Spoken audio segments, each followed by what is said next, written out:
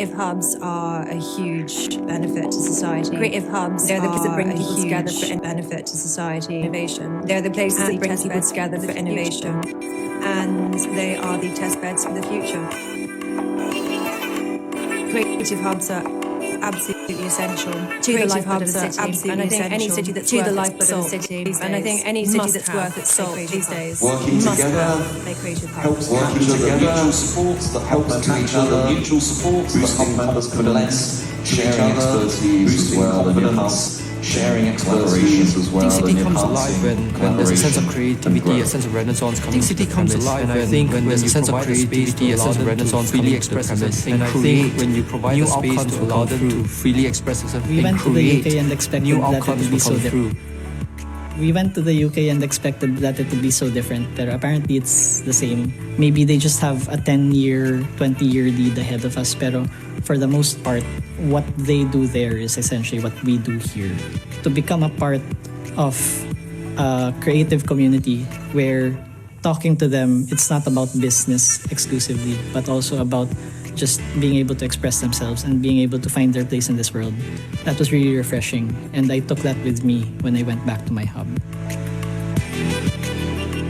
This program is important in building creative industries from the ground up by sharing the UK's experience and how they were able to grow their own creative economy, the learnings that they have in this growth. Growth has to be inclusive.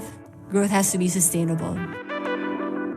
When you're trying to address complex problems, problems like climate change or poverty or education, no single discipline is going to be able to find solutions. You will need a variety, a multitude of perspectives. And this hub, this creative hub, is supposed to be the sort of the intersection point that brings together these people from different disciplines.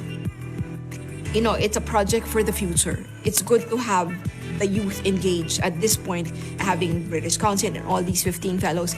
You really feel that this battle or like this movement on the creative industries is starting to gain momentum. All that hard work in the past years are starting to pay off.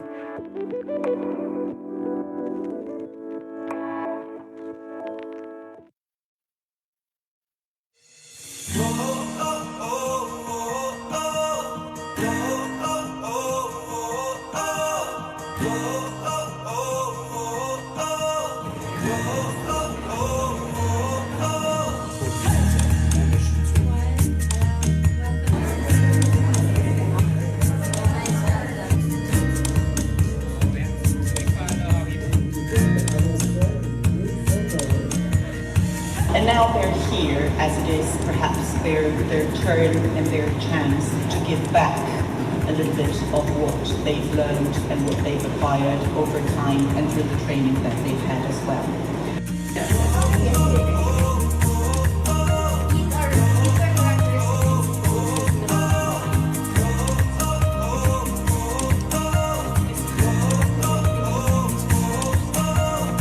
The energy and the commitment and the enthusiasm from the hub leaders over the last few days has been truly inspiring.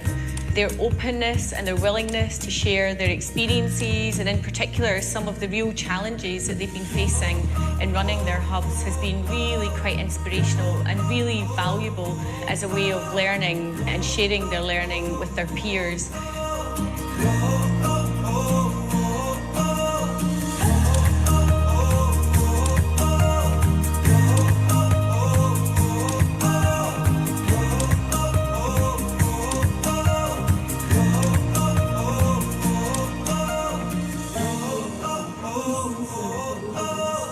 And it's really this belief that there's that innate creativity in the Filipinos. We have a general ability to empathize. So many creative Filipinos, but very little opportunities, and that's why we would like to bring them back over here.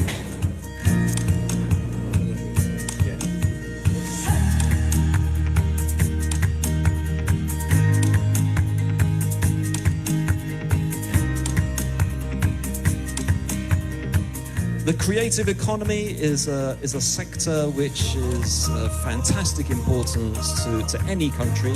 I'm very pleased to say it's an area where the United Kingdom is a world leader.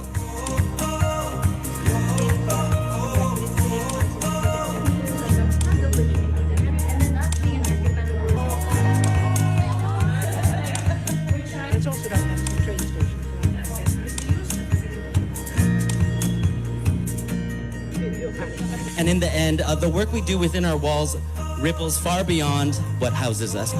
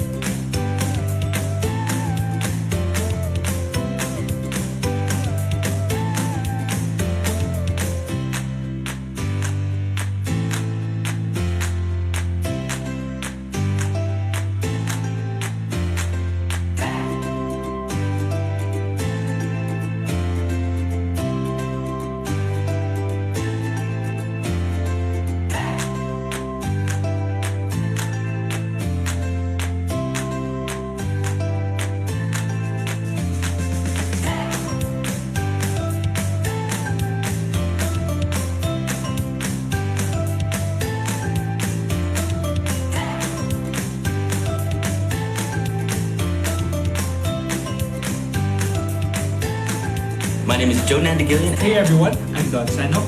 I'm Ian Tamara. Hi, I'm Yana Frasho. No more fears, because I'm ready to innovate. Good day, I'm Patricia. Hi, I'm Rachel. My name is Gino Carino. I'm Roma Salud of Common Room. I'm Kibatiki. I am Paul Orpiada. Hi, I'm Bianca Hoganza. Hi, I'm Cham Lopez. As a progressive affirmation of PwC asset.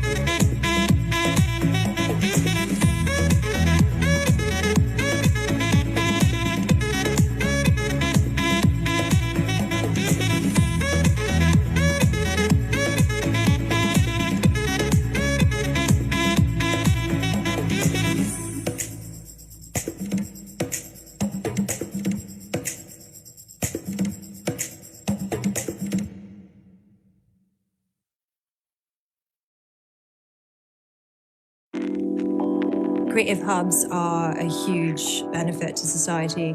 They're the places that bring people together for innovation, and they are the test beds for the future.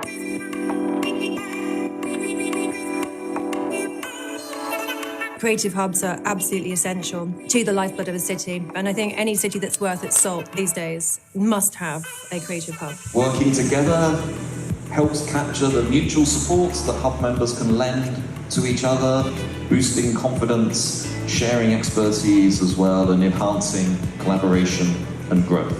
I think city comes alive when there's a sense of creativity, a sense of renaissance coming to the premise. And I think when you provide a space to allow them to freely express themselves and create, new outcomes will come through. We went to the UK and expected that it would be so different, but apparently it's the same. Maybe they just have a 10-year, 20-year lead ahead of us, pero for the most part, what they do there is essentially what we do here. To become a part of a creative community where talking to them, it's not about business exclusively, but also about just being able to express themselves and being able to find their place in this world. That was really refreshing, and I took that with me when I went back to my hub. This program is important in building creative industries from the ground up by sharing the UK's experience and how they were able to grow their own creative economy, the learnings that they have in this growth. Growth has to be inclusive. Growth has to be sustainable. When you're trying to address complex problems, problems like climate change or poverty or education, no single discipline is going to be able to find solutions. You will need a variety, a multitude of perspectives. And this hub, this creative hub, is supposed to be the sort of the intersection point that brings together these people from different disciplines.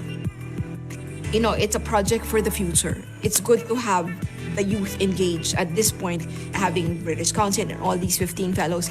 You really feel that this battle or like this movement on the creative industries is starting to gain momentum. All that hard work in the past years are starting to pay off.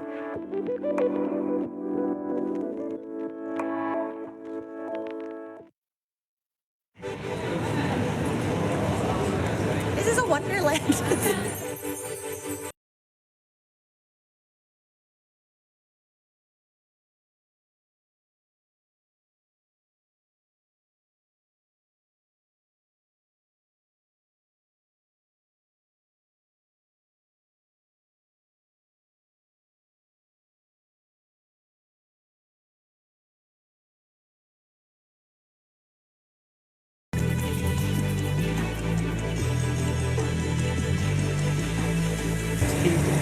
Makes it the best possible.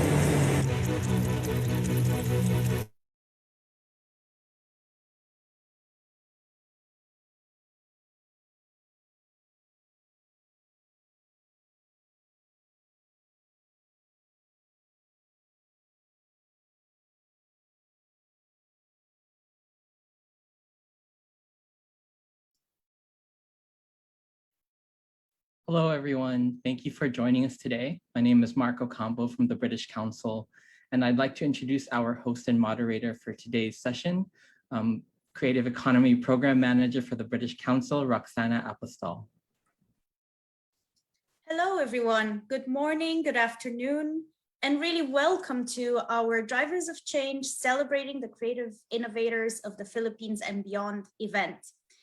Through Drivers of Change, we recognize the achievements of the Creative Innovators Programme, and we celebrate the networks we have been working with since 2018. Local communities in the Philippines are sharing inspiring stories of innovation and resilience, and along with international collaborations and connections underpinning their successes. This 4-day online gathering is a partnership between the British Council and the Design Center of the Philippines under the Department of Trade and Industry, who has been crucial to our work throughout the Creative Innovators Programme. We are very excited to have all of you, speakers and participants, join us in this conversation and celebration. For those of you who missed yesterday's session, maybe, we were discussing creative cities and communities working together yesterday. We had Gillian Eason join us from Scotland, who spoke about Creative Dundee, their beginnings and challenges. Gillian's highlighted that design is really for everyone and encouraged us not to just consume, but also to create. Her message also stated that it's really essential for the community to be involved and acknowledged when designing change in a city. We also heard from Patricia Mendoza of Matic Hub, who shared their work and experience with Cebu City's bidding as a UNESCO Creative City of Design. Patricia highlighted the importance of listening to your community and transforming together with them, especially when it comes to digital transformation. It's really crucial to find means to bring your community along with you. Last but not least, we were joined by Lindsay Barrientos, Deputy Executive Director of the UNESCO National Commission of the Philippines. Lindsay talked about the UNESCO Creative Cities Network and the role that private and public sector collaborations play in this network. Lindsay pointed out that there needs to be an opportunity within cities to promote their own products without compromising on the environment or the sustainability. You can watch yesterday's recording of the live stream by heading to the British Council's Philippines Facebook page. To introduce myself, hello, I am Roxana Apostol. As Mark said, I'm a Creative Economy Program Manager for the British Council. I am Romanian, but I am based in Brussels, in Belgium, and I am part of a UK team that covers global programs focusing on creative hubs, creative enterprises, and creative tech. I work on our creative hubs programs globally, and I have been very closely involved with our regional Hubs for Good program in Southeast Asia. I feel very privileged to have had the opportunity not only to visit some amazing hubs in the region, but especially to have met many of our inspiring hub leaders and partners personally. I'm very excited to be here and to be part of this program and to celebrate the hard work of my brilliant colleagues in the Philippines. You may call me Roxana. I'll be your host and moderator for the session. And before we begin, I want to check on how everyone is feeling today. Yeah, maybe put in the chat, like who has joined us also on days 1 or 2 of the event. Let us know how you're feeling. Yeah, if you're watching us from the Facebook live stream, make sure you comment within on Facebook. I can see a lot of hellos on the chat. Hi, everyone. Oh, thanks for joining us from London and from the UK. I know it's really early on this side of the world. It's probably also not very sunny or warm. I don't know. Hi, everyone. Hello from Cebu. Great.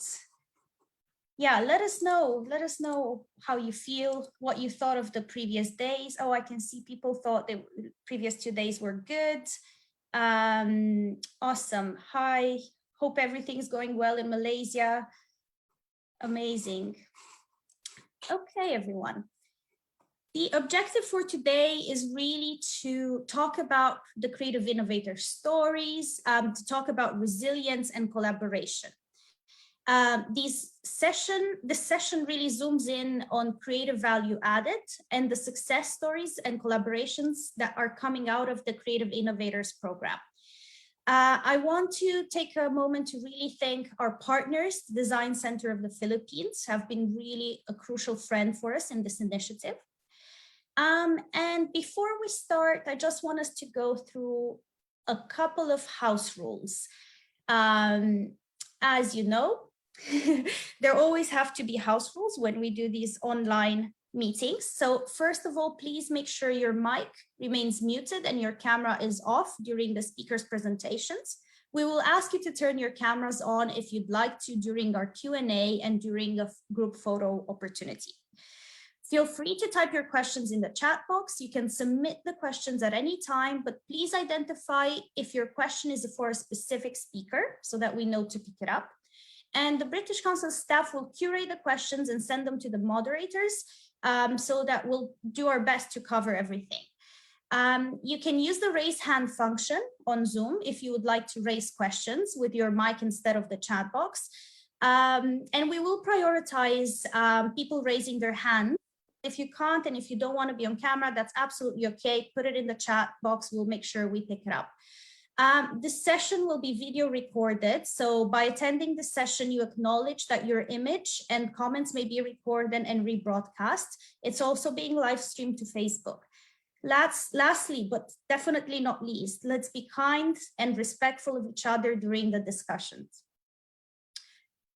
We would also like to invite you to actively take part in the conversation by following British Council and the Design Center of Philippines on the social media channels, which should be on your screen right now. So you'll be able to see the different channels and the hashtags that we're using. So make sure to follow us there as well and engage there with us in this conversation. Another exciting announcement. As a thank you, the organizers will randomly choose one audience member per session of this week who will receive their own portrait illustration drawn by Pushpin Visuals. They must attend the event and answer the post-activity form at the end of the session. Winners for today will be announced publicly tomorrow, and it's my great happiness to announce the winner from day 2 from yesterday. The winner of yesterday's session is Isidoro Malakia III. Congratulations. The British Council team will be in touch with you to share your prize, this fantastic illustration by Pushpin Visuals. Okay, I think enough from me for now. Without any further ado, let's kickstart this conversation. And I would like to introduce you to the first couple of speakers on our panel, namely Tuukka Toivonen and Justine Ko from Creative Friction. Tuukka is the director of Creative Friction Limited, currently based in Japan. He is a creative community strategist, as well as a scholar of entrepreneurship, co-working, and social innovation at University College of London. Creative Friction helps organizations build flourishing communities at a time when many innovative spaces struggle to adequately connect, empower, and inspire their diverse members. Tuukka also regularly mentors Creative Hub leaders, founders, and ambitious community managers. And Justine Ko is a Philippine-based social science researcher working with Creative Friction. She has worked with various nonprofit organizations where she has evaluated programs that aim to make development both inclusive and sustainable. Justine is currently working on a project that examines the resilience and creative value added of creative hubs in the Philippines, which is a research exercise commissioned by the British Council and led by Tuukka. Our speakers from Creative Friction will share with us key ideas from the report they have been preparing, titled Generative Creative Value and Resilience in Pandemic Times. Tuukka and Justine, the Zoom floor is yours. Everyone else, please make sure you put your chat comments and your questions in the chat box. Tuukka, Justine. Okay. Well, thank you, Roxana, and thank you very much, the British Council team, for inviting us to this event. We are very excited to be able to share some key findings from this piece of research we've been doing for and with the British Council on creative hubs in the Philippines. And Roxana already gave a very kind and thorough introduction to us. I just want to say again, yeah, I'm the director of Creative Friction Ltd in the UK, and I also I'm very proud director of the MA Innovation Management course at Central St. Martin's, and that's where this background comes from here. Justine, do you want to say a few words as well? Hi everyone, so good afternoon to those based in Manila. So I'm Justine, I'm the field researcher for this project, and I am based in Manila, the Philippines. So happy to be here. And a big thanks from me to all of you who are taking part today. We are really looking forward to your questions, and we'll try to make this relatively short, so we'll have space for a bit of a Q&A, because we know that some of the concepts and the ideas that we raise here may be a little bit unfamiliar. So we're really happy to talk about those more. Maybe just a couple of caveats. One is, of course, that we're really passionate researchers of creative hubs. And we know that there's a huge diversity of life and activity going on around creative hubs in the Philippines. And we can't hope to cover all of that diversity in a report like this. So you may find it a little bit specific, a little bit narrow, but we're happy to also then return to wider topics at the end if you would like. Maybe the other point to make here really is that we are grateful to all of those who have participated, who've given their time and who've allowed us to interview them for this study. This study would not have been possible without your cooperation, your collaboration. So I hope you kind of hear some of your thoughts in this presentation, or kind of, through this presentation as we go along. So yeah, let's move on to the next slide, please. Which is just a bit of an outline of the structure. Great, thank you. So that's the sections of this talk. We will set out our key objectives and some key concepts. Then we will run through a few examples. You'll find many more in the report, which should be published shortly.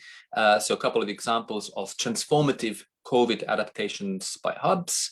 And then we will look at resilience boosting interactions. And finally, we will conclude with a few insights on hubs' adaptive strengths and how we might support them better going forward. Let's move on to the next one, please. All right, so this whole study kind of started from this question around what is the value that creative hubs produce, or more accurately, how do we capture that value? Because we know that they, create and generate so many types of benefits, but how do we pinpoint that, and how do we apply a more rigorous method to evaluating that, all those benefits that hubs produce? And so that was kind of the first question we began with. And we brought our NetCreate methodology to it, which is kind of illustrated here, where you have a creator, you have a freelancer, an artisan, a creative entrepreneur on the left of the screen, and they start a journey with their product, with their idea, with their initiative, and that journey flows through multiple conversations, sometimes in different virtual and physical spaces. And through those conversations and interactions and challenges, the idea hopefully grows and evolves. And that's what we measure. That's what we follow using our methodology. So that was the starting point. The second question that we decided to address was this question of how do hubs remain resilient and enhance the resilience of their members? And interestingly, when we began, we had no idea that things would change in a massive way towards the beginning of the study. So we ended up shifting our focus quite naturally from the first question to the second question. Let's move to the next slide, please. So we take a direct evidence-based approach to evaluating hubs, which may be a little bit different compared to the many other excellent reports and a bit of research out there on hubs.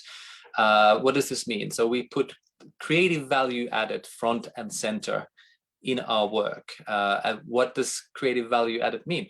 Well, it's the kind of value that gets produced when hubs provoke and generate and facilitate interactions that really drive the problem solving and learning and progress of their members.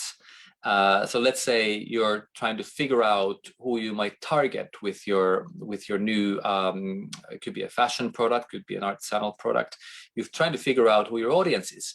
And there might be somebody in the community who helps you with your kind of market research, or just helps you to think about this question of who you should target. Now that's an example of adding value along your journey. And that's kind of what the illustration on the right try to demonstrate that when you launch a creative project of some sort, you come up with an idea or a project, and that idea often faces challenges and problems, and it requires inputs. And if you're lucky, you will find different paths to various interactions and bits of advice. When you get that advice, when you get that feedback, when you really engage, the idea you're developing grows and is changed. And that's a really kind of micro level example of how value is added. In other words, you could say that hubs are successful at adding creative value when members experience an interaction as beneficial in the context of their own ongoing journeys. So you can go and just ask people about that discussion they had, during a workshop, or that kind of morning coffee they had with a mentor. You can ask them about that and explore how that conversation contributed to their work. And then you can kind of ask questions about a lot of interactions, and you can get an idea of the creative life of a particular hub from kind of an internal perspective there. And we'd be happy to talk about this more later. But of course, when we talk about context, that's something that really changed around March, and we will turn to the issues and examples of adaptation next. So over to you, Justine. Thank you for that, Tuukka. So I'll be talking about the transformative measures that the creative hubs have adopted, as well as their resilience boosting measures. So for the transformative COVID adaptations by hubs, as we all know, hubs in the Philippines have responded flexibly and rapidly and diverse in myriad of ways. When we say transformative, we mean that they have fundamentally adopted different forms of organizational models, as well as they have managed to pull it off quite rapidly in a span of a few months. Some of the responses were more transformative than others in relation to prior business and operating models. In terms of examples, I would like to talk about like three main themes. In terms of the first one is translating and strengthening creative work online, pursuing hybrid models, and advocating for the creative and cultural sector. For the first theme, which is translating and strengthening creative work online, many of the hubs have fast-tracked their plans to pursue online and digital services or spaces. So meaning pre-pandemic, they've already had these plans in the pipeline. It's just that with the pandemic and with physical distancing measures, hub leaders were forced to fast-track these plans and to be able to adapt to the current situation. So one example of this is Common Room, which is a physical retail space with some digital activity. They are transforming their hub to pursue digital content as a way to promote not just the products of their members, but also the services that they offer.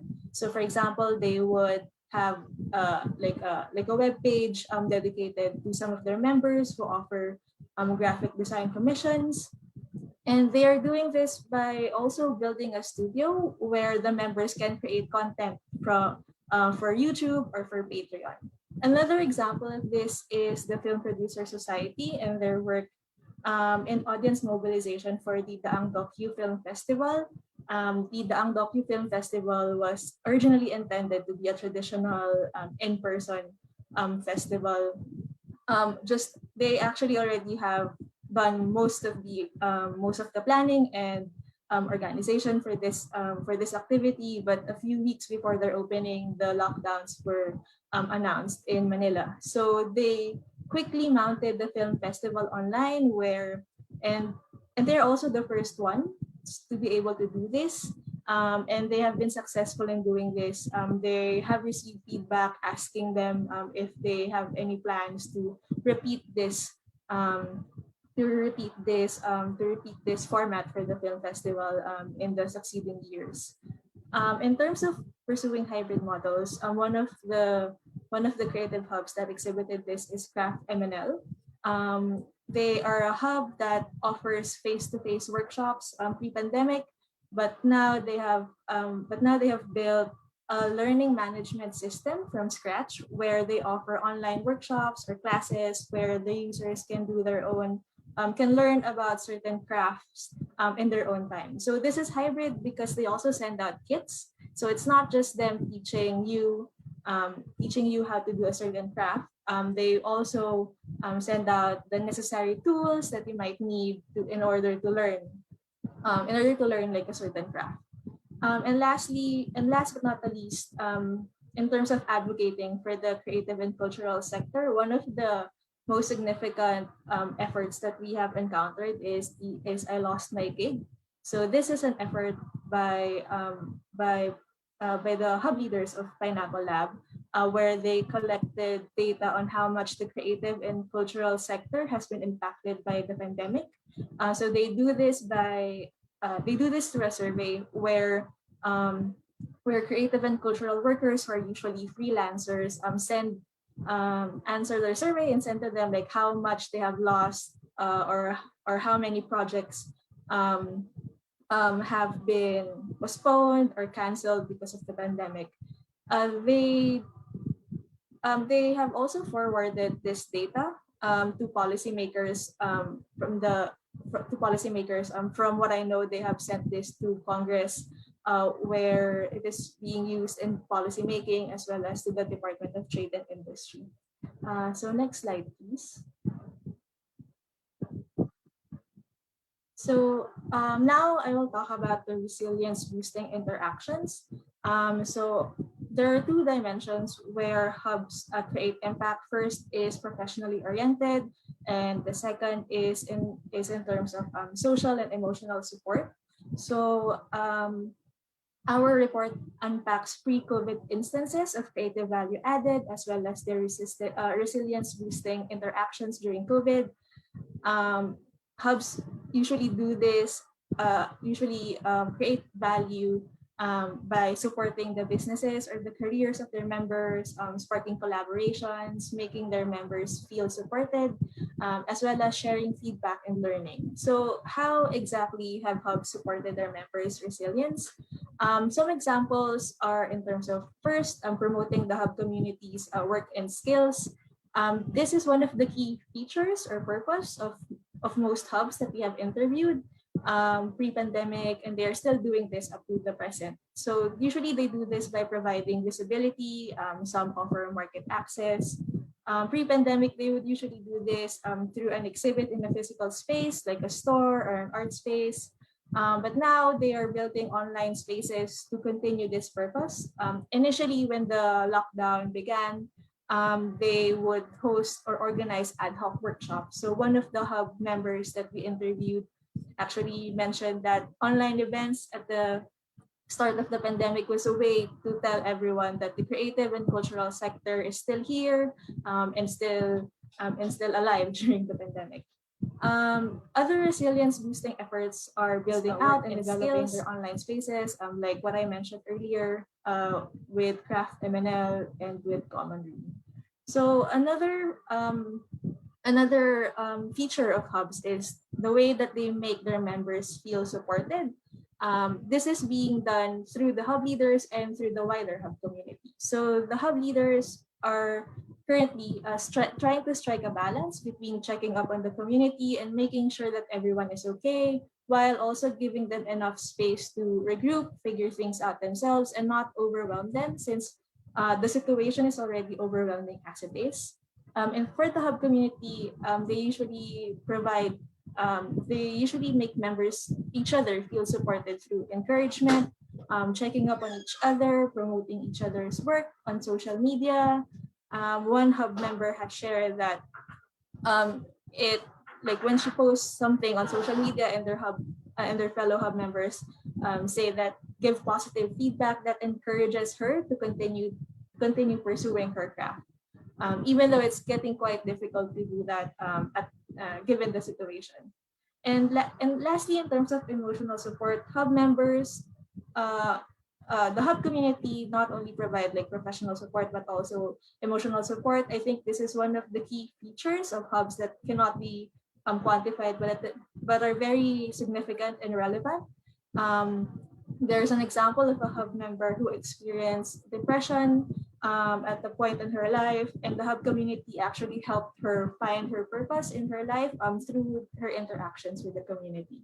And then lastly, I'm going to talk about the continued feedback sharing and learning and the sparking of collaborations in the hub community. Feedback and mentorship does not only come from the hub leader, but it can also form between the members of the community. So for example, one hub member that we spoke with, since she is a bit older than the other hub members, she might act like a sister or that offer support both professionally and on a personal level. And there's also, in terms of the hub leaders, they would normally give guiding questions in terms of giving feedback. One hub member shared that when COVID began, they were actually quite reluctant to pursue the idea of building their online presence because they felt like they don't really need to do that. But the hub leader just asked them guiding questions, which led them to find the solution that they need and to pursue the measures that they needed to pursue. So back to you, Tuukka. Thank you, Justine. Thanks very much for those great examples drawn from our data, from our interviews. And yeah, if you could please move to the next slide, please. And yeah, it's just very interesting to see how sometimes in very subtle ways, hubs promote the creative resilience of their members. We kind of forgot to define that at the start of the presentation today, but it's defined in our report as the ability to bounce back from adversity and adapt to changing circumstances through innovative action and sense making. So just like take this final example from Justine, right? The hub host asking these fairly non-threatening questions about, have you thought about your digital transition? Have you thought about doing something in the digital realm? Just this, act of asking is sometimes enough to prompt, change of course, maybe more sense-making, clarification to a member's strategy or their business approach. So it's very interesting to see how this has progressed in practice. Of course, we don't want to underestimate in any way the kind of the grave nature of the challenges that hubs have faced, but it's also great to find these examples of adaptation that are very real. So as we discovered these kinds of findings about the hubs themselves and about the hub members, we were kind of prompted to think more about kind of the underlying strengths that hubs may have that would seem to set them apart from other types of entrepreneurial units or entrepreneurial communities or formats, such as, let's say, accelerators and incubators and more typical co-working spaces. So we were asking ourselves, what are some of the really unique adaptive strengths that hubs seem to have that most of these other organizations probably lack or don't have in the same combination? So what we found were these 5 underlying strengths, and they start with having a community-based logic. This means that hubs are not primarily sort of commercial organizations, even though they deal with helping their members to become commercially successful oftentimes, but they have a community logic where they build up relationships. And because they build up these relationships, they end up kind of saving up social capital, so trust and networks. And it is that social capital that then enables them to make a digital transition and to continue existing as creative communities. Now, you can easily imagine a co-working space, for instance, that has not built up social capital in the same way. if they then transition online, there would be no way to kind of serve as a community in the same way. There's also an ethic of care, so really taking action to support members, even on the financial side, and then trying to sort of strike a mindful balance in terms of reaching out and also stepping back sometimes, as Justine just said. There's also this collective sense-making layer, sense-making element, which was also covered by Justine at the very end. So really kind of, asking each other questions and exchanging ideas, and through that kind of finding more clarity about what should perhaps be done about any challenges at hand. Then, of course, hubs themselves are highly entrepreneurial, as we saw in Justine's first slide. They've been able to move very quickly because they exist as these entrepreneurial organizations. Then we have finally fluidity and diversity. So hubs, for better or for worse, have been accustomed to change and uncertainty for quite a long time now. So for them or for you, change hasn't been anything new, or changes that came with COVID, of course, have been massive, but change in general is something quite familiar. So let's move to the final slide then, please.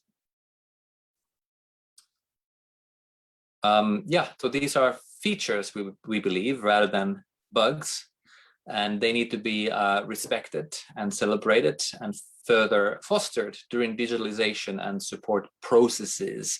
And when we shape new support measures, we should obviously remain in active dialogue with hubs as we also try to capture and kind of evidence the value they are producing. Sometimes this value isn't very obvious, or there's nobody there to measure it or to capture it. So there is a need for a more systematic approach. There's also a need, we would argue, for articulating a community strategy for each hub. Each hub should have a mindful, well-designed community strategy that's kind of part internal and part external. Finally, stand by for new e-learning courses that we are now co-developing with the British Council, with all of these points in mind, really. We hope to kind of embody some of this thinking on community strategy, creative value added, and so forth. So we hope to see you take some of those courses as well. But thank you so much for your attention, and we'd hope to get a few questions, if possible, now or during the panel discussion later. Thank you very much. Thank you. Thanks, Tuukka, and thanks, Justine, for a very compelling presentation of your research exercise and endeavors. Just to quickly recap, and please feel free to comment if I misunderstood any of your main points, but as far as I could tell, your research exercise really looked at two main questions: what value do creative hubs produce, and how do we measure their benefits? And the second one, how do hubs remain resilient and enhance the resilience of their members?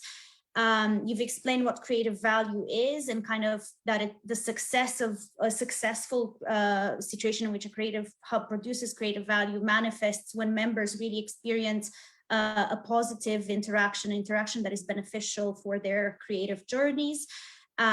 You, Justine, have taken us through many examples of transformative COVID adaptations that hubs have gone through, whether it was through changing their operations model or business model or programs.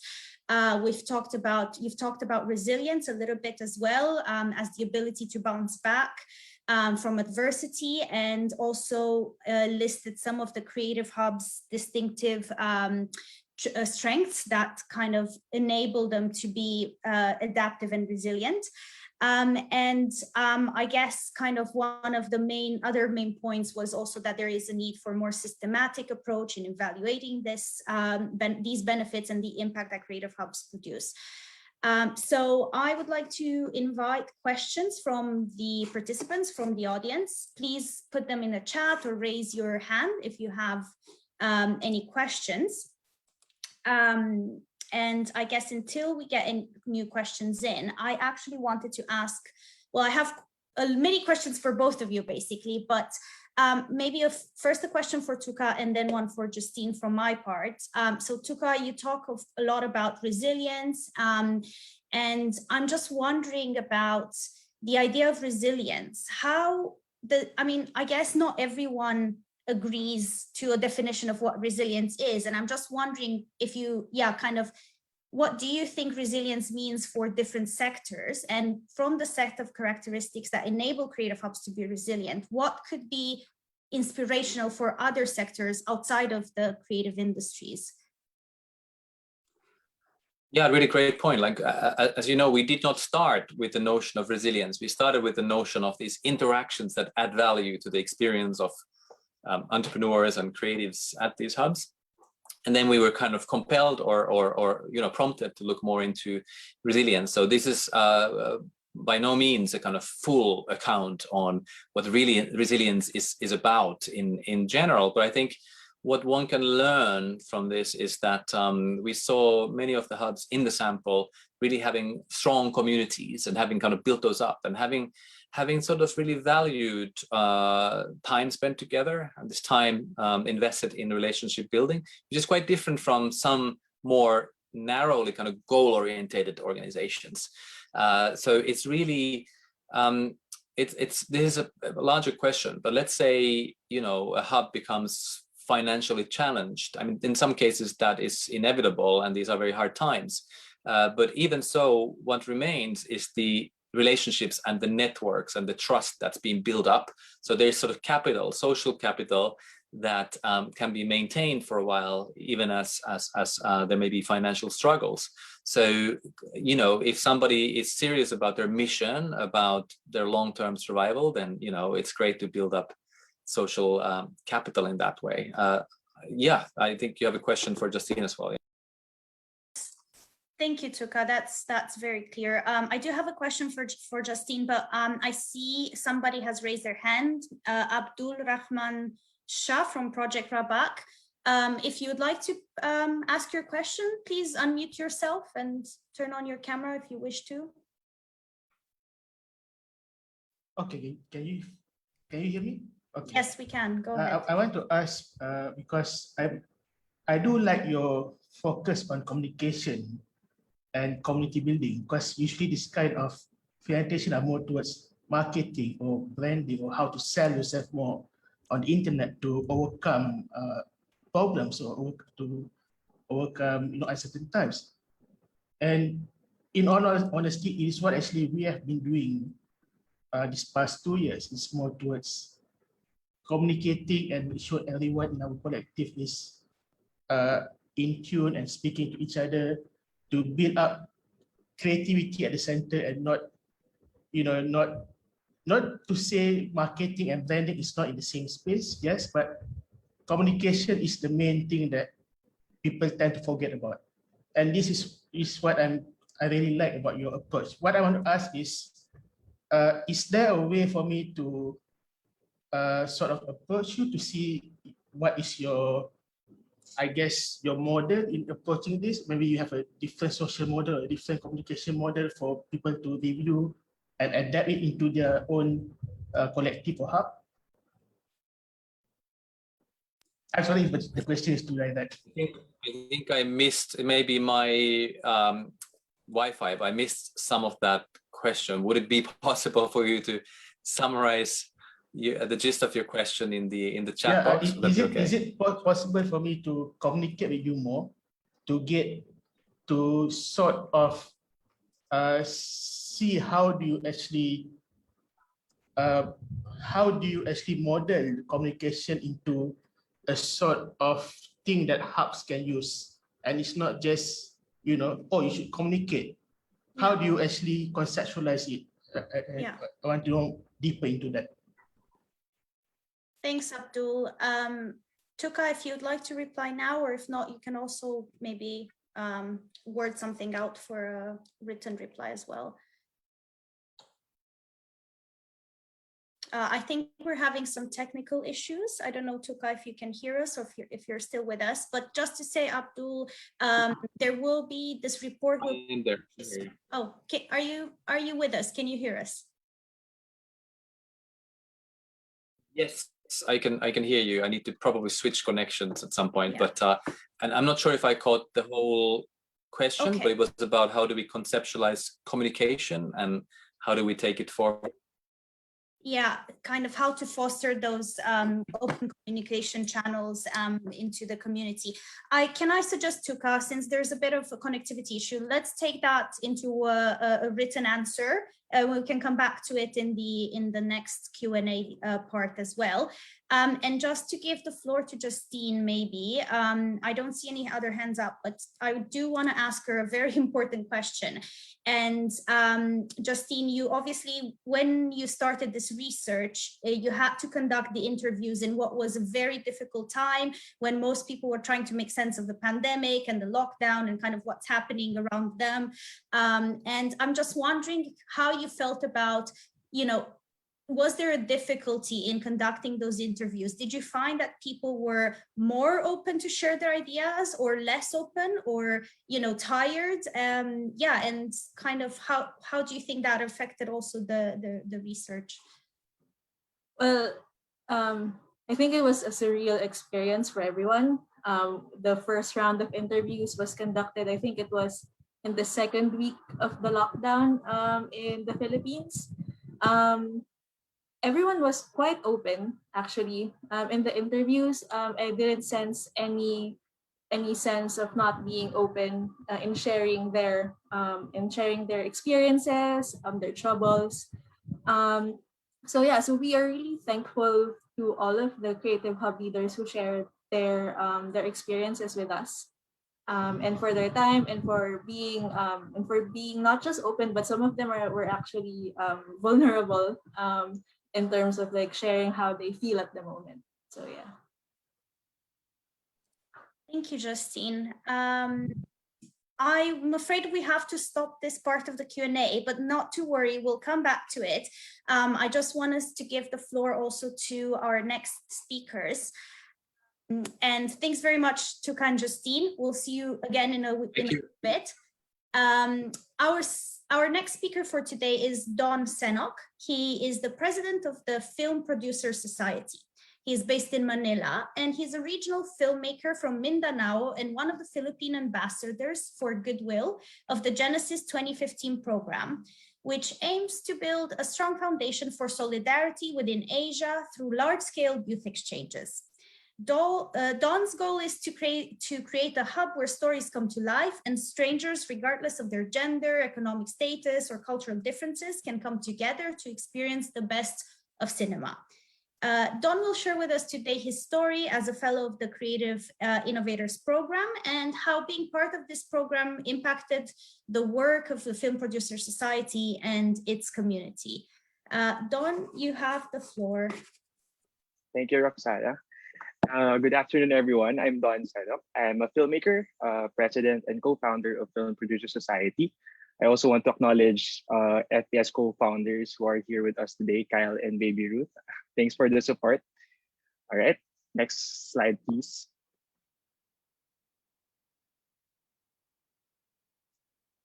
So FPS is a youth organization established last 2017, which aims to strengthen and empower Philippine cinema by providing alternative marketing and distribution platforms for independent filmmakers and producers.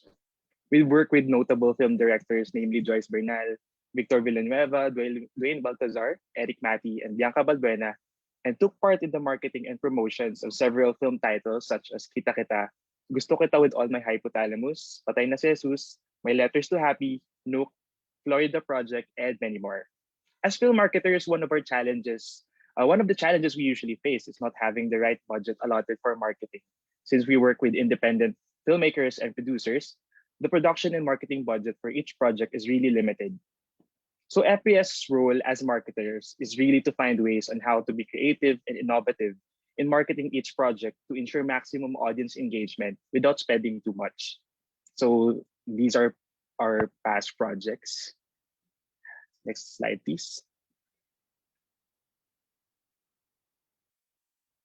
Last 2018, we were fortunate enough to be recognized by the British Council as one of the emerging hubs in the Philippines. This is where FPS got the opportunity to be part of the Creative Innovators Programme and learned about the importance of our hub's social impact, sustainability, and community building through series of mentorships trainings and workshops, and networking opportunities. We also got the chance to meet our hub's counterpart in UK, the Independent Cinema Office, during our study tour in London, and we're able to share our insights on marketing local and independent films and discuss how we actually build the interest of people for local films, despite Hollywood movies dominating the market. It was also during our UK tour when I met Ram Mendoza, a Filipino filmmaker who was studying in London Film School that time. Later, I will be sharing with you our first international film co-production and how this fellowship program made it possible. CIP was truly an inspiring experience for all of us. Through the fellowship, FPS was able to strengthen its structure as an organization and realign its core values in empowering the film industry by building partnerships with private and government institutions and organizing events that could uplift film awareness and literacy.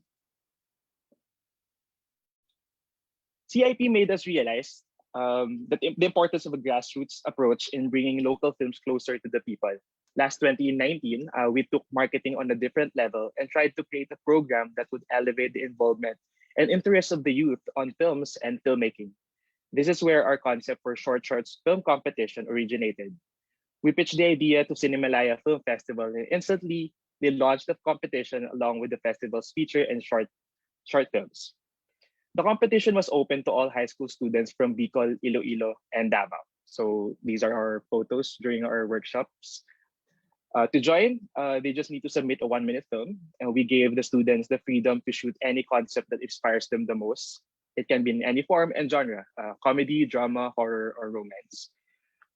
One of our special treats we prepared for them once they submit an entry is the chance to participate in a 1-day filmmaking workshop with notable film directors, and this was organized by Film Producers Society. Surprisingly, in a span of 1 month, we got almost 200 film entries, and almost 600 students from Bicol, Iloilo, and Davao participated in the film workshop. FPS flew from Luzon to Visayas and Mindanao to promote film awareness, and it was really fulfilling. Seeing how passionate these young filmmakers are about storytelling really inspired us to initiate more programs like this in the future. The success of the program was a collaborative effort from government and private sectors like the Cultural Center of the Philippines, PowerMac, which sponsored brand new iPads as prizes for the winners, and Vista Malls, which gave cash prizes and brand new flat screen televisions. This proves that both sectors can contribute a lot to the development of film industry as long as we work together. This time, we veered away from the usual digital marketing we do and tried to incorporate film education in our marketing approach. The passion of these young filmmakers will make you believe that there's a bright future for Philippine cinema. Empowering regional cinema.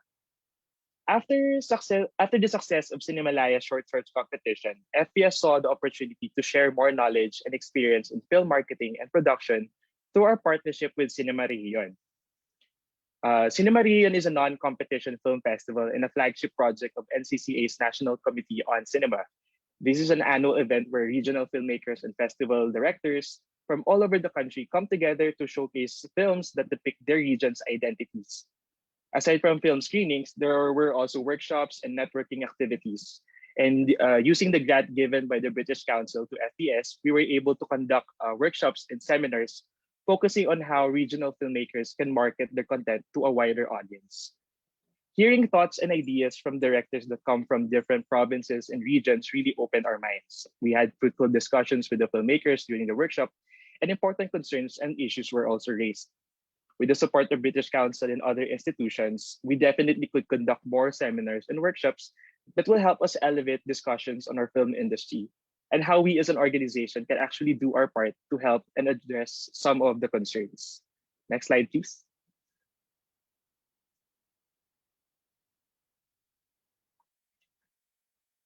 Because of the Creative Innovators Programme, FPS now expresses more value in developing and building our very own community.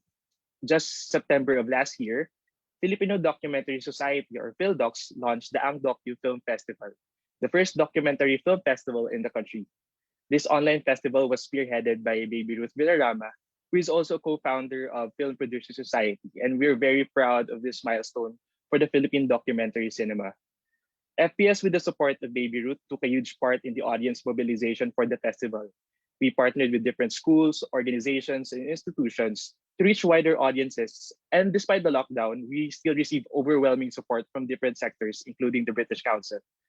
Because of that, we had over 5,000 registrants and got thousands of views from the website. The unseen and unheard stories of Filipinos through the years came to light through the Daang Docu Film Festival. Next slide, please.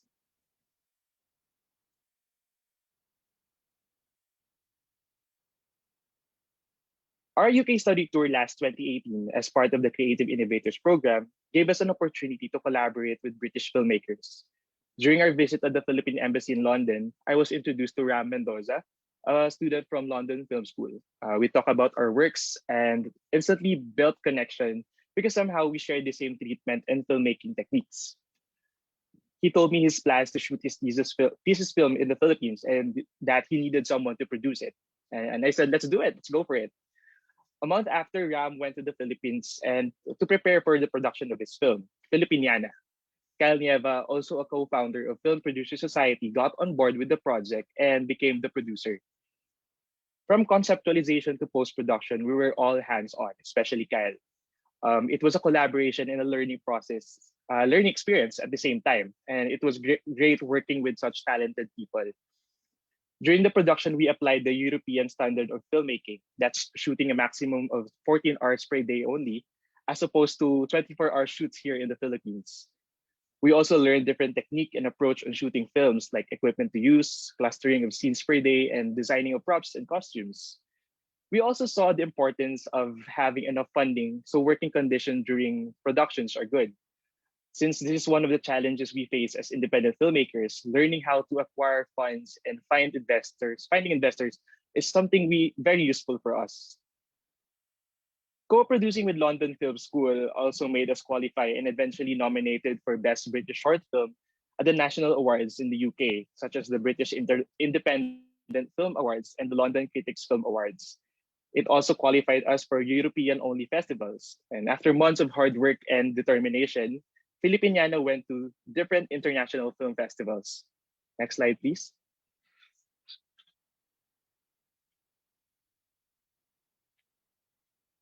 Last year, Filipiniana won the Silver Bear Jury Prize at the Berlinale International Film Festival. His film was also part of Singapore International Film Festival and many more prestigious international festivals to mention. Filipiniana was actually a proof of concept for a feature film. Because of the success of the short, Ram was selected for the Cine Foundation residency of Festival du Cannes to develop the feature film script. Only 5 directors around the world were chosen. That is why we're very grateful to be part of his success. Of course, as an organization, we are very proud of Kyle Nieva for bringing such honor to the film industry. We will surely continue collaborating with the same team, and maybe in the future, we can create something together in the UK when possible. Of course, we're very thankful for British Council for opening our doors to opportunities like this. In fact, Ram's residency in Cannes was heavily supported by British Council along with the British Film Institute and our very own Film Development Council of the Philippines. We hope to collaborate with more British productions and to widen our network of international filmmakers so we can also bridge opportunities like this to fellow Filipino filmmakers. Next slide, please.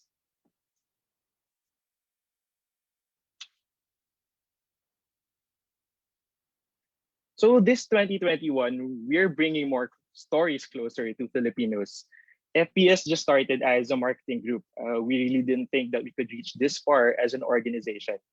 We did not realize how our hub shapes the film community until British Council recognized us and helped us improve our strengths and advocacies.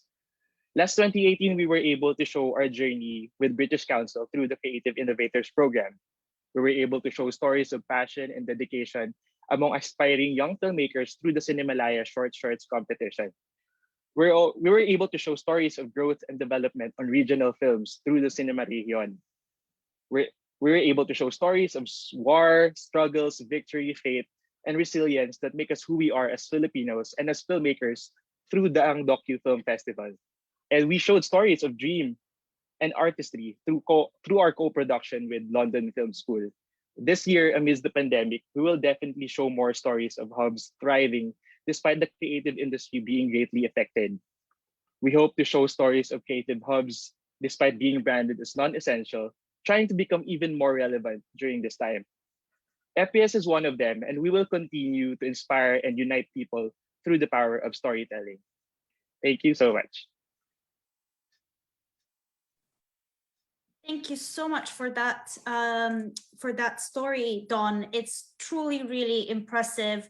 You know, first of all, massive congratulations for the success, for being nominated for those prestigious awards in the UK and in the EU. It's really brilliant, and very much good luck with your next objectives. Thank you for sharing with us, you know, the story of the impact that the connection with the UK has had for you, and the, you know, the realization of the importance of this grassroots approach in basically in everything, in all of your work, but yes, for your objective of bringing film to audiences, and your endeavor to foster this filmmaking among local communities, and how that has grown and spiraled in bigger partnerships and projects. So really well done. I am going to move us on to our next couple of speakers, and then we can come back to you, Don, in the Q&A. If anyone has questions for Don, please put them in the chat or keep them for the Q&A. Raise your hands then. And our next couple of speakers are Catherine Docherty and Emmy Englis. Catherine Docherty is a researcher, facilitator, and a consultant based in Glasgow, Scotland. She has worked in design innovation for over 20 years.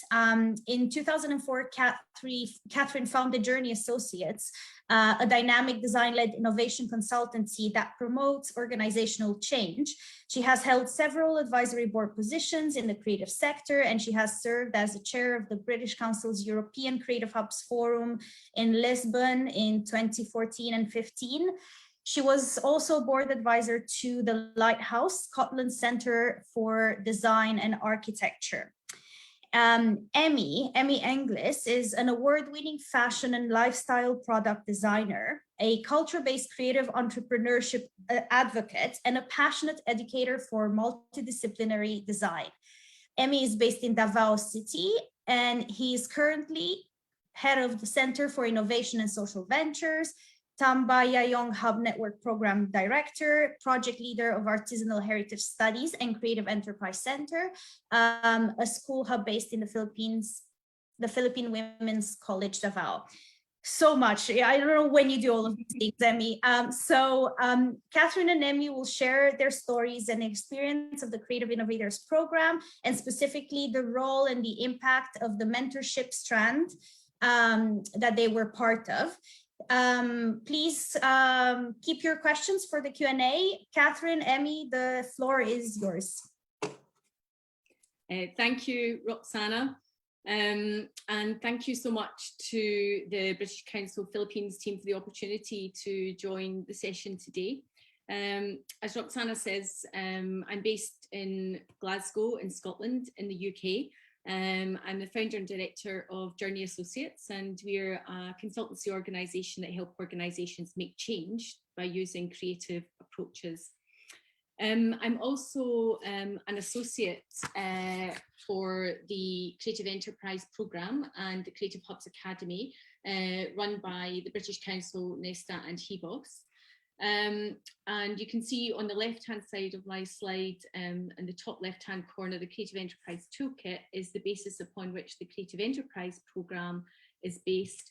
And both the Creative Enterprise Programme and the Creative Hubs Academy are both capacity building programmes to help creative entrepreneurs, creative practitioners and creative hub leaders to create robust business plans and plans for the future.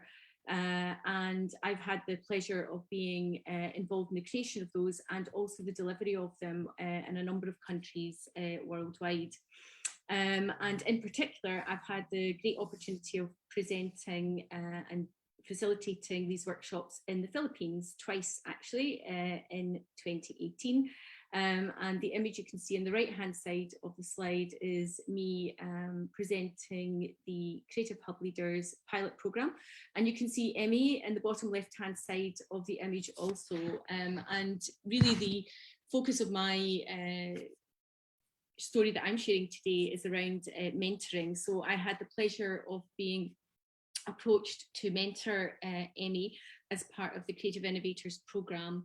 And I was really delighted and excited about that opportunity, really to sort of dig into my own experience and see how I might assist Emmy with the challenges and opportunities that he was facing moving forward.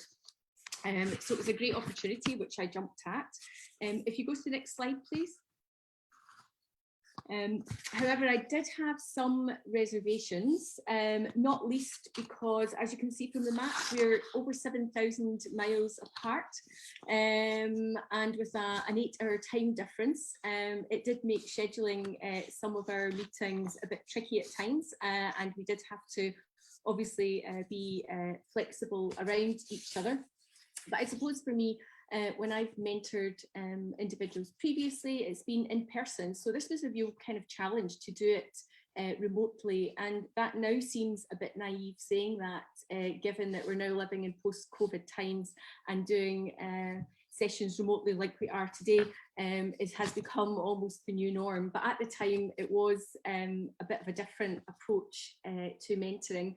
And I think that combined perhaps with not having an in-depth knowledge of the context within which Emmy was operating were two, I suppose, slight considerations that I had. However, we had a great connection when we met in the Philippines, and I thought we'd be able to productively work together moving forward. And I'm really delighted to say that I think the mentoring programme went really well, certainly from my perspective. We scheduled all our meetings in advance, and we did have to be flexible because of the time difference, as I say, and also life gets in the way. So it is important as a mentor just to be mindful that we do perhaps have to adapt and change and be flexible around what's happening in each of our individual lives. However, for me, it was a hugely rewarding experience, being able to sort of delve into my own experience and draw from that to assist and support Emmy with some of the challenges that he was facing. It was a real, and no surprise at all that, you know, Emmy is such a driven and passionate creative practitioner, and as Roxana outlined in her introduction, he's involved in so many things. It's breathtaking, actually, and all credit to him for all the amazing work that he does. So I suppose one of the things, thinking about it as a mentor, that I saw, and I suppose it's something that's relevant to any mentoring experience. As a mentor, you have that opportunity to be independent. You've got a bit of a distance, so you can be objective, and you can have that strategic bird's eye view over what's going on for your mentee. And Emmy, like many creative practitioners, has a huge amount of commitment and energy and passion and focus on looking to ensure the success of his hub. And I suppose that for me did spark a bit of maybe a sort of red flag or something to reflect back on, which is reminding your mentee to look after themselves. So a bit like when you board an aeroplane, if you remember the days when we could fly from place to place, and the cabin crew ask you to please place the mask over your own nose and mouth before assisting others. I think that's an important role of the mentee, is to watch out, mentors to watch out for the mentee, because the last thing you want is for them to be depleting themselves, exhausting themselves, and becoming burnt out. So I think that sort of learning is something that is, I suppose, goes alongside just the amount of energy and focus that creative practitioners like Emmy put into the goal of supporting their hubs or creative practice. And I suppose that sort of leads me on to thinking about how creative hub leaders and creatives might support themselves and their practice and livelihood moving forward. I had some technical issues this morning, so I missed the Tuukka and most of Tuukka and Justine's presentation, but there's much known about the value and contribution that creatives and creative hubs actually make to their communities, both from an economic and a social perspective. But I think from a very practical perspective, and in my experience, having been engaged with creative hubs since 2014, there's 3 themes that often emerge. The first is around leadership, and for hub leaders to be able to feel empowered to create or co-create a vision and to get their team behind them and to drive that to success. The second theme is around connecting, and we know that creative hubs have a predisposition and a real talent in connecting across different creatives, different sectors, with their communities as well as with their teams. And the third sort of theme that emerges is around just planning for success, so thinking about how to ensure that you are taking your hub forward in the right direction. And there are resources that are available to help creative hub leaders and creative practitioners to do this, both the Creative Enterprise Toolkit that I mentioned at the beginning of my presentation, and secondly, the Creative Hub Leaders Toolkit. Could you move to the next slide, please? So the Creative Hub Leaders Toolkit, which you can see the front page of on the left-hand side of the slide, is a publication that draws from the Creative Hub Leaders Academy and was published in July this year. So again, it's a collaborative project between the British Council, Nesta, and HEBOS. And the Hub Leaders Toolkit is organised around those themes that I mentioned: leadership, connecting, and planning for success. In the first few months of the release of the toolkit, there were over 4,000 views from both the British Council and Nesta's websites. And at the moment, in the last few months, from the British Council website alone, it's averaging around 200 to 300 views per month, with a third of those views resulting in a download. It's the second most visited page on the Creative Economy, British Council Creative Economy site, and it's been translated into 3 languages. So I suppose these sort of figures sort of show a demand and an interest in how creative hub leaders can support their vision and goal moving forward. And at the moment, we're exploring how we digitise the Creative Hub Leaders Toolkit to make it a truly interactive and online accessible resource for everyone. And in the process of doing that, we've just finished our first Creative Hub Leaders Toolkit Digitisation Steering Group meeting. And that really brought to the fore a couple of points which I think are really relevant to today.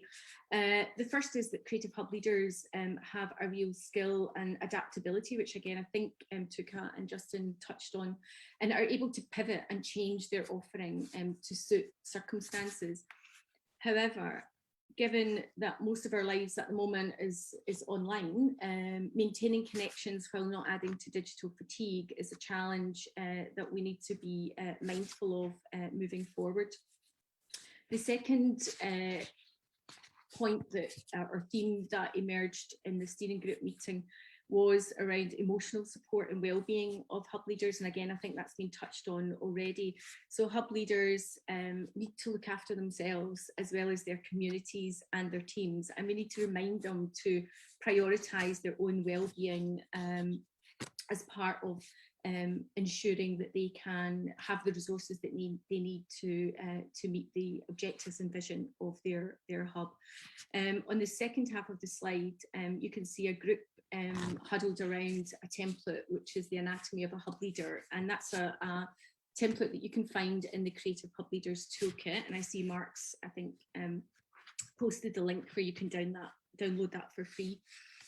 And the post-it note says that this was a really quite enlightening process for one of the participants to go through. And I think, again, it's just reminding yourselves as creative hub leaders, as creative leaders, creative practitioners, to look after your own well-being and mental health, as well as looking after the success of your practice and your team and your communities. And I suppose that connects us back to thinking about having a clear vision. So if you've got a clear vision for what you want to achieve, then it's easier for you to think about where to invest your time and resources, and also to think about who best can help support you to achieve your goals. And finding a mentor or connecting in with your support network can be invaluable for helping you to achieve your goals. So I suppose quick summary from me. If you get the opportunity to mentor, do it. It's a hugely enriching experience. It helps you to reflect on your own learning and your own insights, and to pull that and articulate that in a way, excuse me, my voice, that you can share that with others. It also gives you a great buzz, knowing that you're giving something back, excuse me, and that you can help others on their journey. And remember to look after your own well-being, and one way of doing that is looking out for a mentor. So find a mentor, reach out into your peer network to find one, and if you can, grasp the opportunity to be a mentor yourself and to share your own learning and your own insights and share the benefit of your wisdom with your peers. Thank you very much. Thanks, Roxana. Thanks, Catherine, and don't worry about the coffin and all of that. Let's move on to Emmy. Sorry, Emmy, are you with us? There we go. Emmy, can you tell us your account and your perspective of this experience, please? All right. May I share my presentation? Yes, of course. Tech team? Yeah, okay.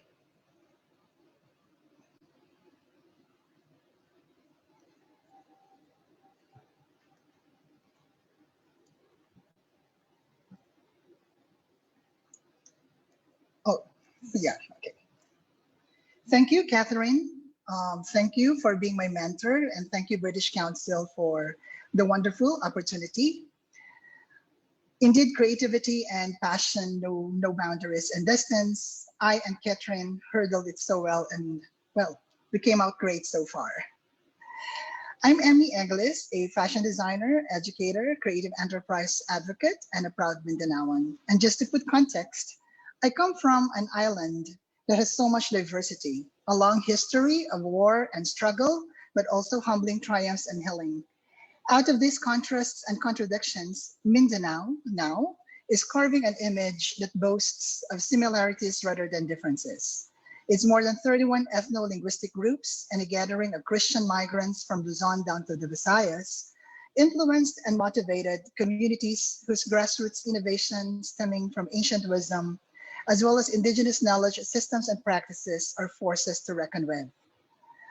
My work, from being a hub manager of the Cabilin Mindanao Folk Arts Museum's Artisanal Heritage Studies and Creative Enterprise Center, to being the current head of PwC of Davao Center for Innovation and Social Ventures, has allowed me to contextualize my training, exposure, and mentoring experience with the British Council Creative Innovators Programme Fellowship to the creative hubs here in Davao region.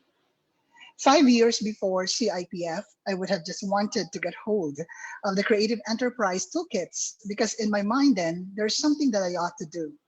I believe then, and more so now, that culture and heritage are transformative drivers for change. My mentoring with Catherine led me and my team to strategize and future-proof the mission and vision of PwC of Davao's hub has to brave moving. The CIPF program scaled up my confidence level to redefine and reimagine a grounded but forward-looking creative identity through Creative Hub and enterprise building. That being said, I and my PwC of Davao team had a firm resolve to turn things around. Like culture, it was imperative for PwC of Davao's Cabilin Mindanao Folk Arts Museum to evolve so as to survive and thrive.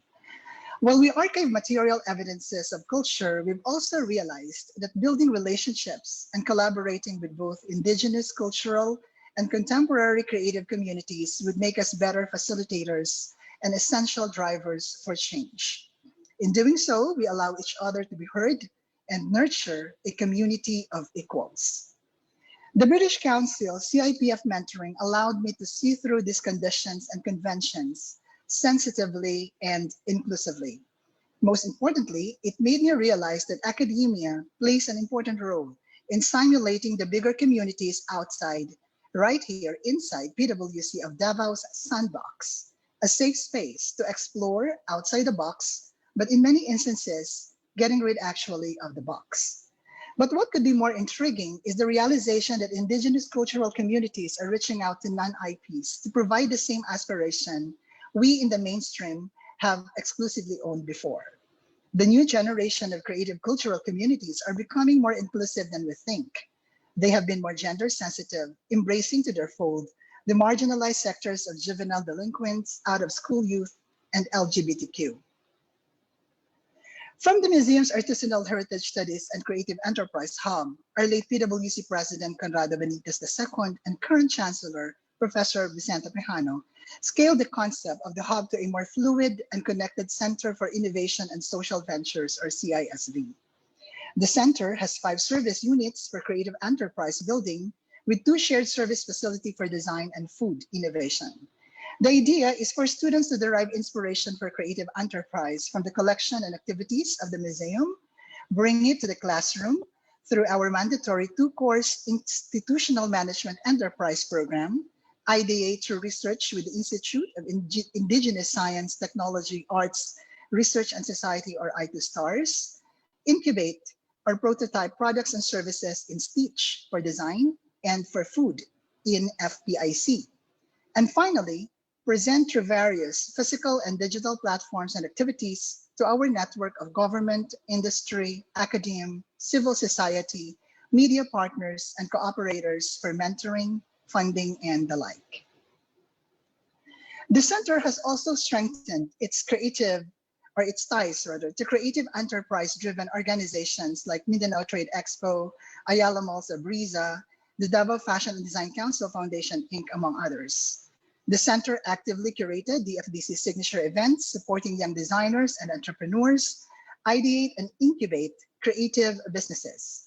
The initiatives paved the way to introduce and expose our emerging and up-and-coming pool of local talents to the country's hallmark design events like Manila Fame and Panasonic Manila Fashion Festival, as well as international platforms like London Fashion Week and the Japan International Fashion Design Competition. Back home, Habi Kadayawan, Stellar, and Fashion Week and Davao continue to expand its reach to designers in Mindanao. The latter won in 2019 a silver from Anvil for exhibit and event milestones. Most significantly, the center was instrumental in the recognition and allocation of fund support for DFDC through a city ordinance. The same move is being engaged right now to come up with a research-based baseline data of artists, cultural workers, and players of the creative industries in Davao City to help the local government legislate policies and craft support programs for our creative communities, especially during this crisis. NCCA and LGU has approved a funding through a city ordinance with an output, hopefully becoming a template that could be duplicated to the rest of the Davao region. Last year, in the middle of the pandemic, a tripartite partnership with PwC of Davao, DFDC, DTI, built the first design shared service facility.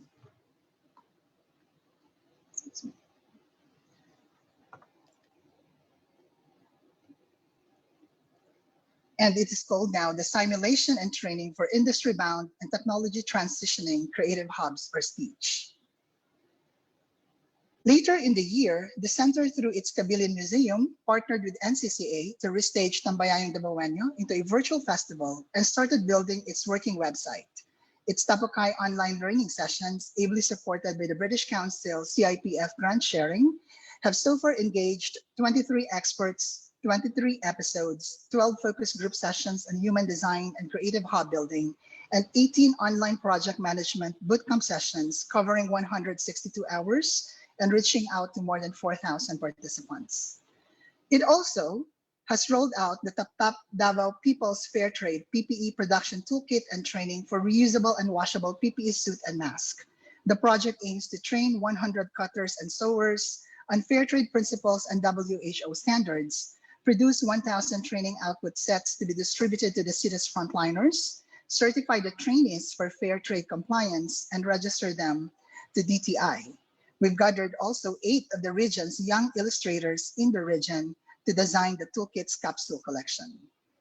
But what could be more exciting is for the center to share its best practices and help build more hubs. Tambayayong, from a Visayan term meaning to collaborate, cooperate, or join forces, saw it in a new light. The Tambayayong Hub Network is a consortium of culture-based creative enterprise hubs for social impact along the coast of Davao region. It is composed by PwC as the lead convener and 5 local and state colleges representing the 5 provinces of Davao region. The hubs are applying their culture and heritage research for development in creating communities of interests and practices. The 6 hubs are anchored on the CHI Plus, or Culture, Heritage, and Identity Framework, using innovation, using eventually streams, or science, technology, research, entrepreneurship, education, and arts management for sustainability. It focuses on 5 themes: indigenous farming, food, arts and crafts, and textiles, as well as emerging homegrown technology, systems, and processes. 54 Katambayayong leaders have undergone 2-month training using the hybrid module of PwC IME in the Creative Innovators Programme Fellowship Hub Leaders Toolkit, as well as other resources.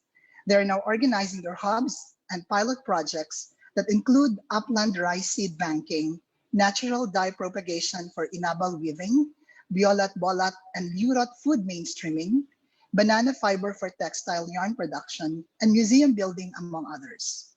Parallel to that, PwC of Davao is reprogramming its IME program to strengthen culture-based creative enterprise for social impact.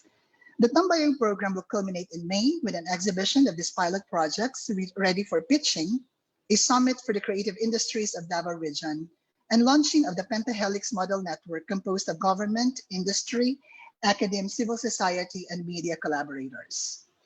The CIPF mentoring allowed me and the rest of the team to commit ourselves to this challenging endeavor with a newfound confidence.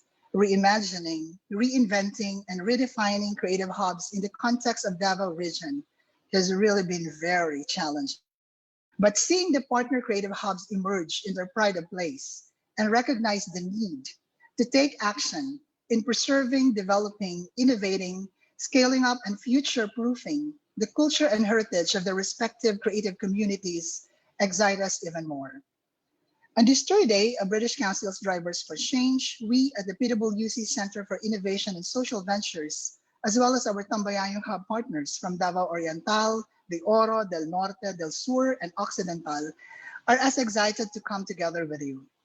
It may be virtual, but a commune like this with like-minded individuals whose resilient and agile, but also accountable spirits have had driven far and wide these interesting times.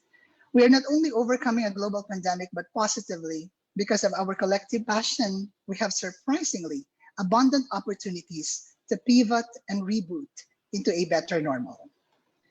In closing, allow me to quote Margaret Wheatley, whose lifetime of work in creating communities worthy of human habitation, anchored on her unshakable conviction for leadership based on creativity and the need for community, once said, "There is no power for change greater than discovering what it cares about. Truth be realized, local is the new normal. Thinking globally but acting locally is the way to go. Coming together as a community and collaborating to create practical solutions right where the need was first impressed on is sustainability at its very core. Reality check, work has just begun. Busa, magtambayan kita, let's help each other because together we can achieve more. Daghang salamat, madayaw gikan nganhi sa dakbayan sa Davao." Thank you so much, Emmy. Wow, what a rich presentation. I'm mind blown. I'm just mind blown at your initiative and everything you've been able to achieve. And thank you, Catherine, for sharing also your experience and for talking us through the approach with, taken with Hub Leaders and with the Creative Hubs Academy and the Creative Hub Leaders Toolkit. I am going to take us straight into the Q&A, if that's okay. So I'm going to invite speakers to turn on their cameras again, please, so the participants can see you all. And I'm going to invite the participants to also raise their hands now, so that we may give them the floor to ask their questions. I've gathered quite a few questions from the chat so far, but I know we already have a hand up from TJ Parpan, who is our partner at Thames International. So I'm going to give the floor to TJ first, and then we can dive into further questions. TJ, can you hear us? Yes, I hope you can hear me as well. Hi, Roxana, and to the rest. Yes, thanks also for having me. But I have to really say, seeing everyone's presentations today, I was able to join day one as a partner also to the CIP and the British Council. It's always an inspiration to see what everyone else is doing. I just allow me to share something very, very briefly in terms of what we have done and what we are grateful for to the British Council. So we have been a partner of the Creative Innovators Programme since 2018. We launched it in August. We started our first batch in October of 2018, and we've had already 4 batches of our Innovation and Creative Entrepreneurship Program. And the intent was using our heritage as an entrepreneurial school to give the business approach and the design thinking approach to all of these creative innovators, maybe from a tech side or a purely creative side or a combination of each. And the approach we took really was to, even in 2018, is to really think of a VUCA world. And back then, everyone thought that volatile, uncertain, complex, ambiguous was just an acronym, until we were all, as an entire world, forced to live through a VUCA world with the pandemic. And but being able to have, all of these opportunities, we started our ICE program through the partnership with the British Council and the CIP. It has actually allowed us now to go beyond the Philippines. We are actually doing a program now with Penang Arts District in Malaysia. And that's also very interesting for us because we're able to take whatever we've learned over 4 iterations now in Penang, and then seeing it also from a regional point of view. There are a lot of commonalities that come out. Creativity is common in the region. The challenges are pretty common, but of course you see the nuances. But I think what really the biggest impact, I think, that we were able to establish, that VUCA mindset. That we, as this part of our program, is actually helping a lot of our graduates or our existing students well, because it just really frames that mindset that everything will be disrupted no matter what our best laid plans are. And I think we're all experiencing that. But moving forward, in April we'll be opening our 5th batch, which will now be an ASEAN edition. So it's not just to a Philippine cohort, but we'll be opening it to the region starting on April 26. And then what we were trying to do with this is, for all of the participants, we will be giving them opportunities to actually present to local incubators and investors to be able to, if there's a need to get funding, to get all of their business innovation projects at the end of their program to be funded and to move forward as well. So I just wanted to share a bit of what our appreciation for being a partner of the British Council and the Creative Innovators Programme. And again, kudos to all of the other partners as well, because again, I'm impressed and inspired by everything that everyone's been doing in the various hubs. That's great. Thank you so much, TJ. And so glad to hear that you've taken this beyond the Philippines and into Malaysia.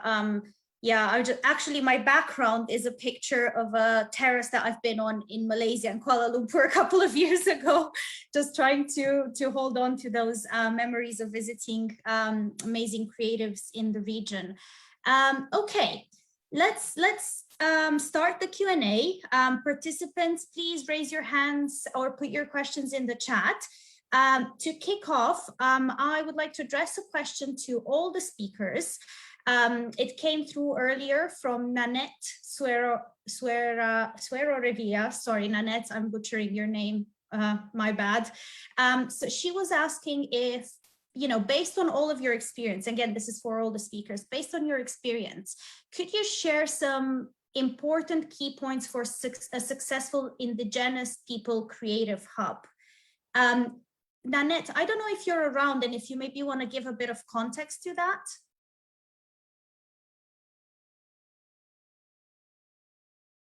Okay.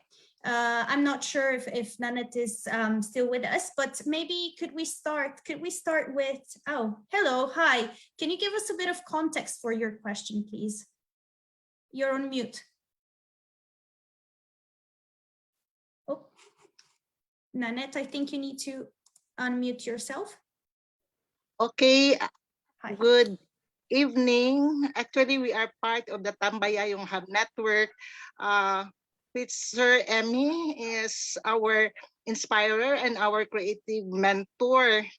And we are, as reported by Sir Emmy, we had been actually organized to look into the Indigenous People Creative Hubs.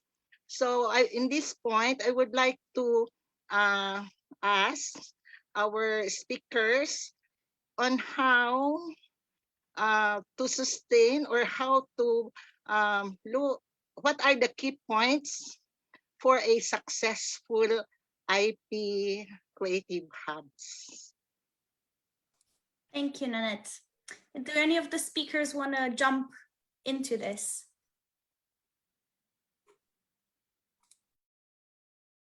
I see Emmy is smiling. Emmy, do you want to kick us off? Yeah, I would rather the other speakers to share, more valuable insights other than me. But anyway, just to put context to what Ms. Nanette have just mentioned, she's part of the Davao Occidental Hub. And they are working right now on, how do you call this? It's a cultural studies institute that would somehow produce a museum eventually. And well, my experience through the years in organizing IP-based or community-based IP hubs is that it's very important that from the very beginning you anchor it on building relationships. I mean, that's the key, I believe. Like for example, I've been working for two very important communities back in Soxargen, and it took me for one community, the Blaans in Lamlifo, I think 5 years just to be able to get their respect and to let me really get into their circle. And then I've also worked with Maguindanaos in Sarangani province, and it took me 3 years for them to really process that anyone, or like me, for example, is really sincere in what I am doing. So I think relationship building is very important. And if we're able to do that, the rest will just follow. Thank you, Emmy. Such insightful account there. The relationship building is definitely very important in anything that we do. If anyone has questions, please don't forget to raise your hands. I have one question that I would like to address to all of the panelists, Tuukka, Justine, Don, Catherine, Emmy. And generally, with the research that Tuukka and Justine have been conducting and with the creative value added, it really seems that the focus is on very qualitative data, on testimonials, if you want, of hubs and their members. And similar with Don, the emphasis is really on the storytelling. So I'm just wondering how this registers in a world where, hard fact and quantitative data is often deemed as most reliable. I don't know if that makes sense, but yeah, how do you guys feel about this qualitative versus quantitative paradox, and yeah, where is the creative value? Where does it shine in that? Maybe if I may just sort of begin to respond, because I know all of us probably have some responses. I mean, that distinction into like qualitative and quantitative, I don't know. It's kind of a false dichotomy in some ways, because you can combine both, and even quantitative research is based on qualitative categories of you saying, I'm going to measure this, I'm going to measure,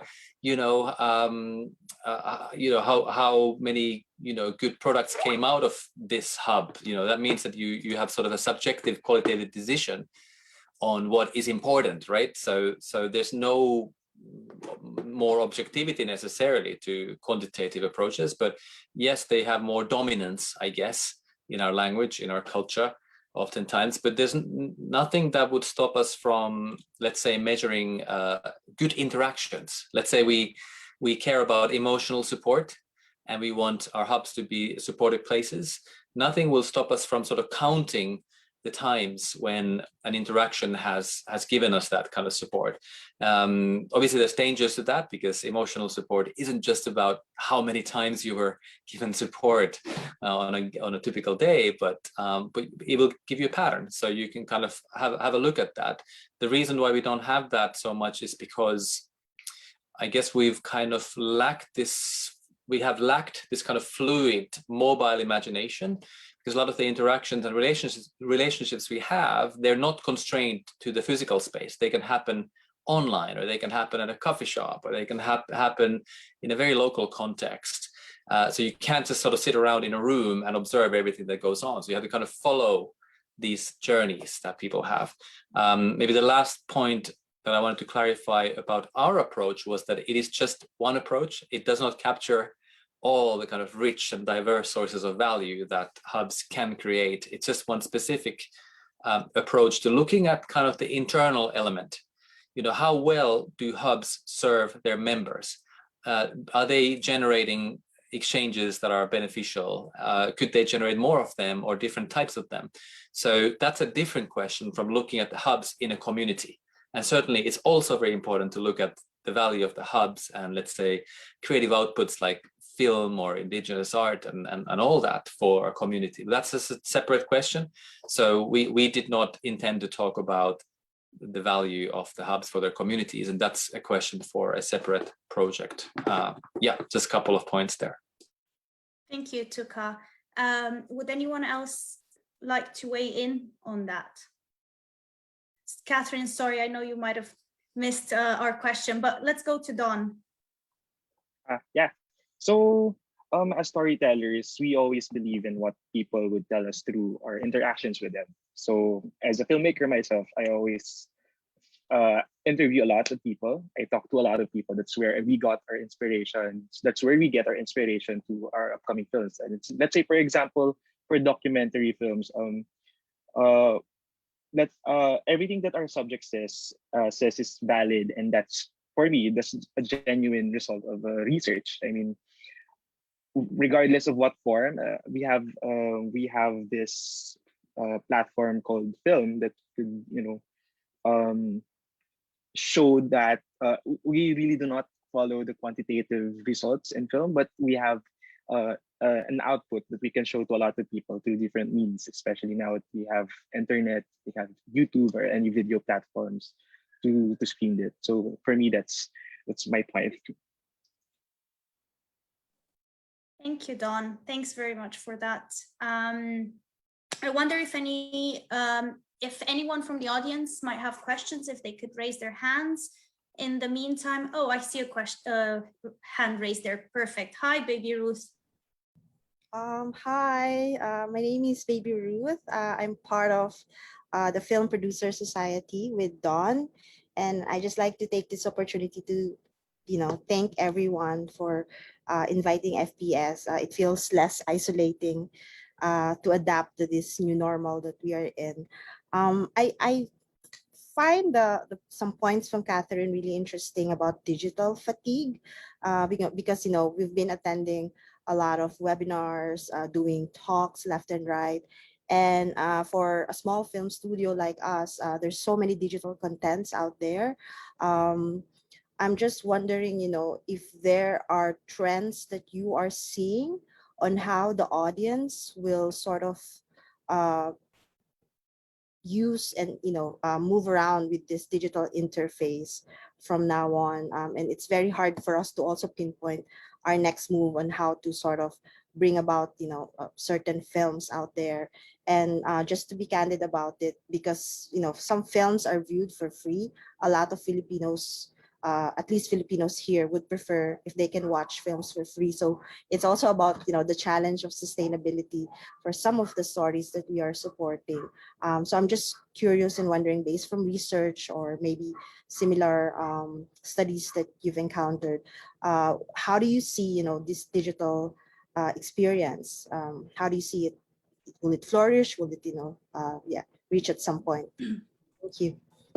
Yeah, thanks, Baby Ruth. It's a great question, and I don't have an easy answer. I'll say that first and foremost. The comment on digital fatigue came from the first steering group meeting that we've held in relation to digitising the Creative Hub Leaders Toolkit. And I think it came through very strongly, which is why I mentioned it this morning. And I think we're in a research phase at the moment for that project, and so there may be more information that we'll be gathering over the coming months, and I'm sure there'll be some way of sort of sharing that more widely once we've published our recommendations. I think what I would say in terms of the balance between in-person and online work, certainly my own work generally is, my day-to-day work is being with lots of people in a space and doing workshops and having that connection.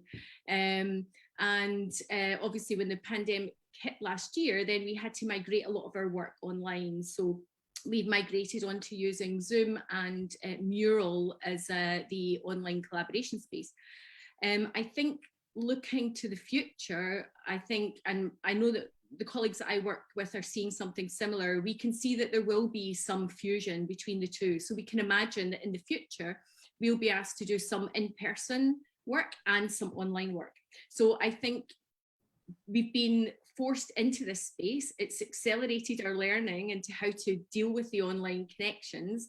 And I don't think there's going to be any escape from it. And I have mixed feelings about that, if I'm honest, myself. I think it takes longer to do everything online, and it is stressful in a different kind of way. But I think as we do more of it, we'll find better ways of coping and helping ourselves protect ourselves in that space as well. So it's a great question. I'm sorry I don't have a smart answer, but yeah, that's just some thoughts from me on that. Thank you, Catherine. Yeah. And just to echo what Dawn shared, we're looking into the possibility of, aside from designing, a good marketing platform for films, we're also looking into, how we can help other hubs to, I guess, promote themselves out there using the tool that we know best, which is storytelling and marketing design. But of course, we're hoping to do the right thing, and we're actually a little blind at the moment how to go about it in this current situation.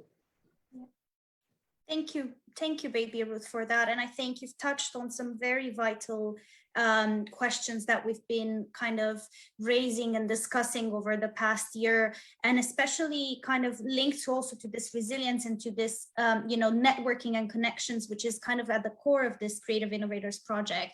It's really a big deal, kind of thinking how we fight the digital fatigue, but continue interacting meaningfully with, our audiences and our partners. And it's just, I guess, something that I guess as a community, as the creative sector, we need to find the space for and address. Does anybody else on the panel want to weigh in on that, and maybe especially on the question of, monetizing digital creative products and the difficulty of that during times when people, like the audiences maybe of those products, are even less inclined to spend money on them?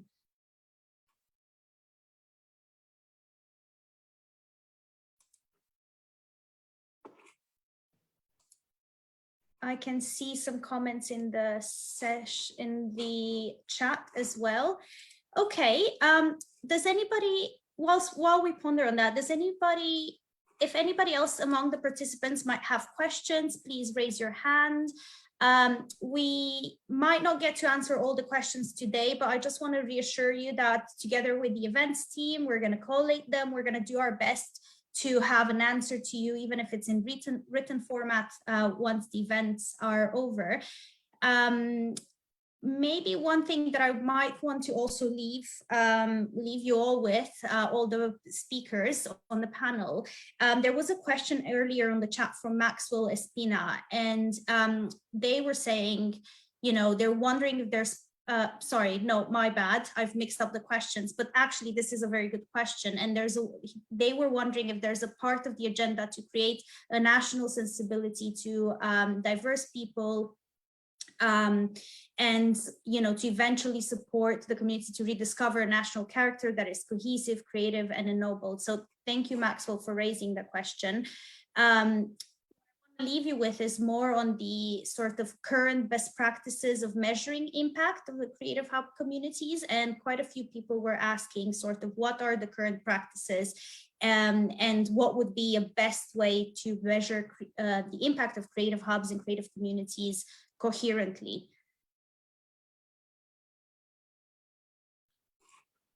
Yeah, if I may start in answering that question. Go for it, Justine. Yeah, so coming from the development sector, I think like the creative hubs as well as the development sector in the Philippine context are quite similar. So for me, I think what's important is to first know the purpose of your hub, and then try to build out your theory of change from there. So theory of change, it might sound like such a complicated thing, but it's not really. It's really just a pathway to attain the intended outcome, or to